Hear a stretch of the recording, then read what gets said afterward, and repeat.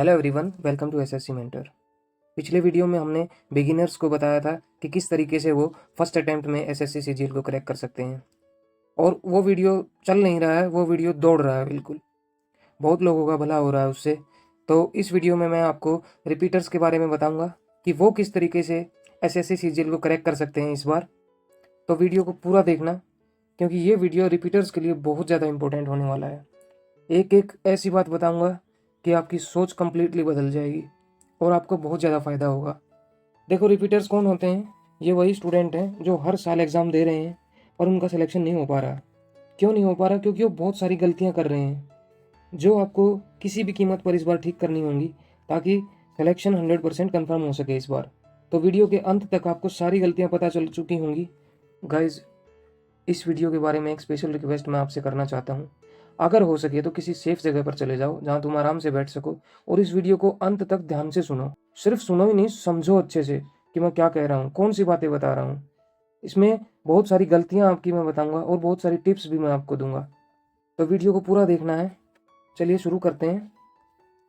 सबसे पहली गलती है, if your score is coming near about same every time, it means maybe you are not learning new things, you are not recognising your shortcoming areas. इसका मतलब है कि मान लो हर बार आपका स्कोर एक जैसा ही आ रहा है और जिससे कि आप सेलेक्ट नहीं हो पा रहे हैं। इसका सीधा सीधा मतलब ये है कि आप नई चीज़ें नहीं सीख रहे हैं। आपकी तैयारी हमेशा उतनी ही रहती है जितनी पिछली बार थी। जहाँ पर आपकी कमियां हैं, वो कमियां आप ढूंढ नहीं पा रहे हो। सबसे बड़ी गलती ये है आपकी, इसीलिए आपका स्कोर एक जैसा आ रहा है। तो कहाँ कहाँ पर आप गलतियाँ कर रहे हो वो आपको देखना पड़ेगा। Point number 2, you will have to learn those things that you have always found to be boring and impossible to do, like calculation, reading skills, current affairs, vocabulary, etc.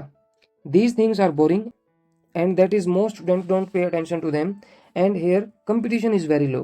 इसका मतलब समझो, आपको इस बार वो चीज़ें सीखनी पड़ेंगी जो नेचर वाइज बहुत ही बोरिंग है, जिनको करने में बिल्कुल भी मज़ा नहीं आता और आपको ऐसा लगता है कि ये चीज़ें तो मैं कर ही नहीं सकता, या कोशिश भी करता हूँ तो नहीं हो पाती है मेरे से, इसीलिए आपको सिलेक्शन नहीं हो पा रहा।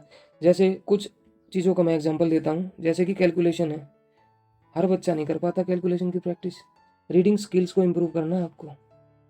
जितना रीडिंग स्किल्स आपकी इम्प्रूव होंगी उतना ही आपके चांसेस बढ़ जाएंगे। और करंट अफेयर्स, ये सेक्शन भी ऐसा है जहाँ पर बच्चों को बहुत दिक्कत होती है। और वोकेबलरी, वोकेबलरी पूरी तैयारी निकल जाती है लेकिन वोकेबलरी इंप्रूव नहीं कर पाता बच्चा। तो आपको वोकेबलरी इस बार इंप्रूव करनी है। किस तरीके से इंप्रूव करनी है वो आने वाले वीडियोस में मैं आपको बताऊंगा। देखो, ये चीज़ें बहुत ही बोरिंग होती हैं और बच्चों को यहाँ पर बहुत ज़्यादा दिक्कत होती है, इसलिए वो ज़्यादा अटेंशन नहीं देते और एग्ज़ाम में फेल हो जाते हैं। अब सबसे बड़ी बात क्या है कि ये जितने भी एरियाज़ मैंने बताए कमियों के, यहाँ पर बच्चों का कंपटीशन बहुत ही कम है, यहाँ बच्चे आते ही नहीं हैं। और जब लो कंपटीशन एरिया में आप घुसोगे तो आपका स्कोर ऑटोमेटिकली हाई हो जाएगा और दूसरे बच्चों से आप आगे निकल जाओगे। तीसरा पॉइंट जो आपके सिलेक्शन ना होने का बहुत बड़ा कारण है, देखो, हो सकता है कि आप अपना सिलेबस खत्म नहीं कर रहे हो हर बार। जो टॉपिक पहले नहीं आते थे वो इस बार भी नहीं आते।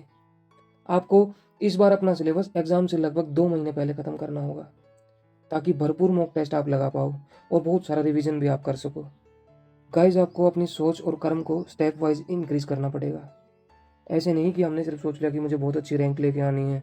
नहीं, ये डायरेक्ट ऐसे नहीं सोचना है। आपको स्टेप वाइज इंप्रूव करना होगा। जब एक स्टेज को आप अचीव कर लो उसके बाद ही अगली सोच को डेवलप करना है, उससे ऊपर वाली सोच को। तो देखो, करना क्या है एक्चुअली में, पहले ये सुनिश्चित करना होगा आपको अपनी तैयारी से कि हाँ, इस बार मेरा सिलेक्शन तो हो जाएगा, चाहे कितना भी खराब पेपर आ जाए मेरा सिलेक्शन तो हो जाएगा। अगर इतना पक्का आप कर लेते हो, उसके बाद फिर आपको अच्छी रैंक के बारे में सोचना शुरू कर देना है। देखो, प्रॉब्लम ये है अब तक कि पिछली कई बार की तैयारी के दौरान अच्छी रैंक लाने और सिलेक्शन के लिए एक बार भी आपने सोचा ही नहीं, इसलिए आपका सिलेक्शन नहीं हो पाया। गाइज, सिलेक्शन नहीं होने का एक बहुत बड़ा कारण ये भी है क्योंकि तुम पेपर को ढंग से नहीं अटेम्प्ट कर पाते। कौन सा क्वेश्चन करना है और कौन सा क्वेश्चन छोड़ना है पेपर में, ये कला आपको सीखनी पड़ेगी इस बार। कई बार क्वेश्चन छोड़ने से भी रैंक इंप्रूव हो जाती है और सिलेक्शन हो जाता है, क्योंकि नेगेटिव मार्किंग से बचना भी एक बहुत बड़ी बात है और ये हर किसी को नहीं आती है। गाइज, एक चीज़ की तरफ और ध्यान मैं आपको दिलाना चाहता हूँ। हो सकता है कि आप एक्सट्रीमली नेगेटिव हो अपने बारे में। आप अपनी नज़रों में अपनी वैल्यू को हमेशा गिराते रहते हो कि ये काम मैं नहीं कर सकता, ये मेरे बस की बात नहीं है। गाइज, तुमको खुद नहीं पता है कि तुम क्या कर सकते हो। तुम्हें अपनी ताकत और असली सामर्थ्य का पता ही नहीं है अभी। इसलिए अगर सोचना ही है तो अपने बारे में ऊंचा सोचो और अच्छा सोचो। क्योंकि देखो, अगर गलत सोचने से, नेगेटिव सोचने से, नीचा सोचने से अगर हमारे साथ गलत हो रहा है, तो अच्छा सोचने से हमारे साथ अच्छा भी होना शुरू हो जाएगा। इसलिए हमेशा ऊंचा सोचो, बड़ा सोचो अपने बारे में कि मैं बहुत कुछ कर सकता हूँ। टिप नंबर 7, गाइज, मेरे कहने से अपने अंदर एक स्किल डेवलप कर लो इस बार। वो ये कि जब तक हाथ में कुछ ना हो ना, और जब सामने कुछ भी दिखाई ना दे रहा हो, अगर उस टाइम मेहनत करना सीख गए तो मैं गारंटी देता हूँ तुम्हें कोई भी नहीं रोक पाएगा और तुम्हारी तैयारी का लेवल ड्रेस्टिकली इंप्रूव हो जाएगा। क्योंकि देखो, हाथ में कुछ है नहीं, सामने कुछ समझ नहीं आ रहा, और उसके बावजूद भी तुम लगातार तैयारी करे जा रहे हो, मेहनत करे जा रहे हो, तो क्या होगा, at the end of the day आपका लेवल इंप्रूव ही होगा और आपका कॉन्फिडेंस बढ़ेगा और आपकी तैयारी बहुत ज़्यादा अच्छी हो जाएगी। टिप नंबर 8, दोस्तों, रिपीटर्स के साथ एक और बहुत बड़ी प्रॉब्लम होती है। वो ये कि they are immune to changes. वो बदलाव के लिए बिल्कुल कभी तैयार ही नहीं है, बदलाव नहीं कर पाते वो इजीली। इस बार सिलेक्शन के लिए बहुत सारी चीज़ों में बदलाव करना होगा, चाहे वो स्टडी मटेरियल हो या आपकी हैबिट्स हो या आपकी थिंकिंग हो, सब कुछ बदल के रख देना है ताकि आपका सिलेक्शन हो सके। बदलाव करने से बिल्कुल भी घबराना नहीं है, तभी कुछ हो सकता है आपका। टिप नंबर 9, दोस्तों, एक और कारण मैं आपको बता रहा हूँ जिसकी वजह से आपका सिलेक्शन नहीं हो रहा। Maybe you are not syllabus centric person. Goals and target completing are not so important for you. Maybe most of the time you are studying not so important things. आप एक syllabus centric person नहीं हो। Goals कैसे complete करने हैं, target कैसे achieve करने हैं, ये आपके लिए इतना इम्पोर्टेंट कभी रहा ही नहीं है। इसीलिए हो सकता है आप बहुत ही इररिलेवेंट चीज़ें पढ़ रहे हो और इलॉजिकल और अनइम्पोर्टेंट चीज़ें आप अपने मोस्ट इम्पोर्टेंट टाइम के दौरान पढ़ रहे हो, और आपकी जो इम्पोर्टेंट चीज़ें हैं वो बाद में रह जाती हैं।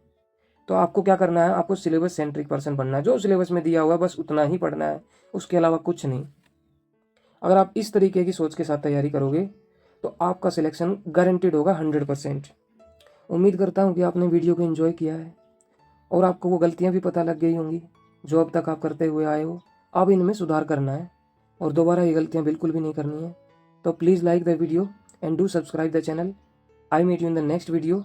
Till then, bye, take care.